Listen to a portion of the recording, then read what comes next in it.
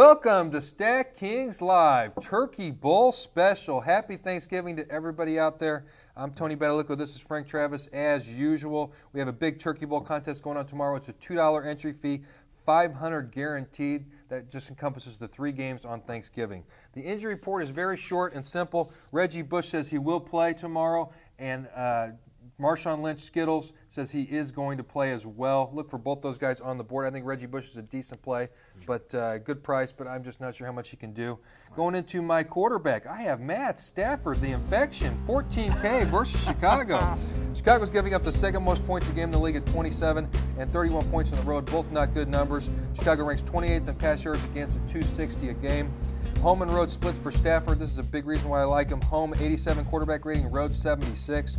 Home, 64% completion percentage, road 54. And home, 280 yards a game, and road 256. He's been a beast at home in that dome. There's going to be no weather issues. Calvin Johnson is back and healthy. He's only had him for 5 games this season. So I think he goes for 20-plus stacking points. I like him a lot against that bad Chicago's defense. Now, Stafford, he's lacked consistency this year. Let's see if he can bounce back. I took Tony Romo. He's going up against the Philadelphia Eagles. He's priced at $13.8K. For a recap, Tony Romo completed 18 of 26 passes for 275 yards and 4 touchdowns in Sunday night's Week 12 win over the Giants, capping his primetime outing with 25.8 StackKings.com fantasy points. A solid outing. Looking ahead to Thursday's commercialized excuse for gluttony game against Philly, Romo's oven ready for a performance situated near or above his season-best 25.8 StackKings.com fantasy points last week, given Romo's relative success on turf and his success in November this year, and the fact that the Eagles have allowed the second most StackKings.com fantasy points to opposing quarterbacks on average through 11 games. However, I do want to throw a couple stats out there that could go against Romo this week. He's better on the road, and the Eagles' defense, contrary to fantasy consideration, Tony, are actually among the league's best according to Pro Football Focus. So I think while some statistical trends align in his favor, some don't, but I like his chances given his hot streak. I think with the guys on the board, I think he's a good play. He's got an over-under of 54 in that game. There's going to be a lot of points scored. I think he's got a good matchup. I really think that he was my second guy on the board, so I like him a lot. A lot of offensive fireworks. Yes. Going into running back, I looked at these guys. I liked Murray, DeMarco Murray, top guy on the board. I wasn't a big fan of Forte or Lynch. So I tried to find some value, and I think I found it in Frank the Horror Flick Gore, 7.3K versus Seattle. He's got a really big splits for home and road. He's been a beast at home. Let me put out the numbers. Last year versus Seattle at home, 17 rushes, 110 yards. This year at home, 74 yards a game compared to 51 on the road, 4.6 yards a carry at home compared to 3.5 on the road. His 2013 home and road splits are about the same, 79 yards a game at home, 61 on the road, 4.5 yards per carry at home, 3.7 on the road. He's been a home beast the last 2 years. I think that he can do something this week versus Seattle. I think Seattle's coming on the road. They're not a good road team, and I think that he puts up 15-plus stacking points. I think at 7.3K, that's a steal. We have a tough matchup, but home is where the heart is, Tony. That's for sure.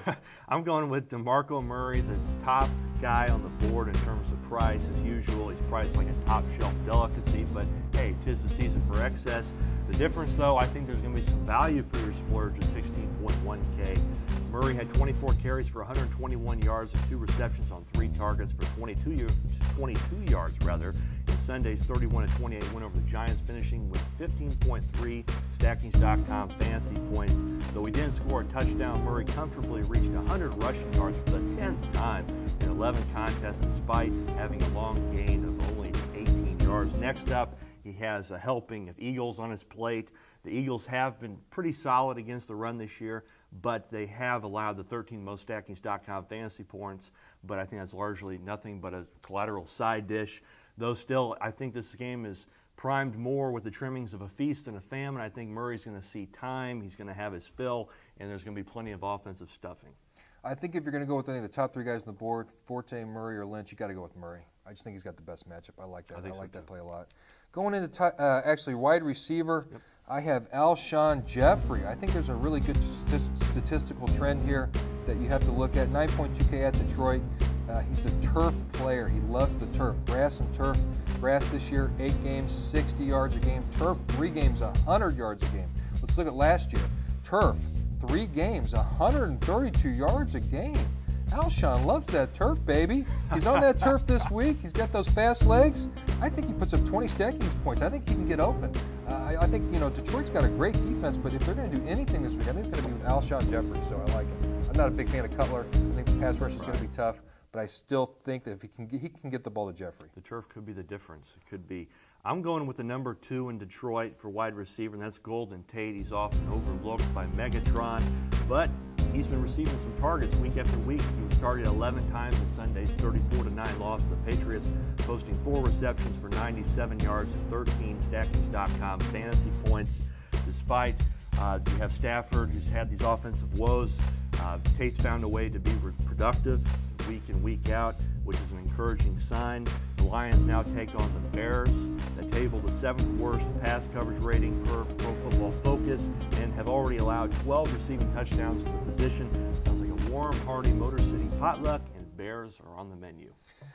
I think since Calvin Johnson's been back, he draws that double coverage. I like Tate when Calvin Johnson's in the game. That's just my opinion. I just went through it. I think Des Bryant's got a good matchup. I think he can do something. Philly's got a bad defense, and I think that at home, I think he can do something on Thanksgiving Day. He loves that spotlight for sure. Does.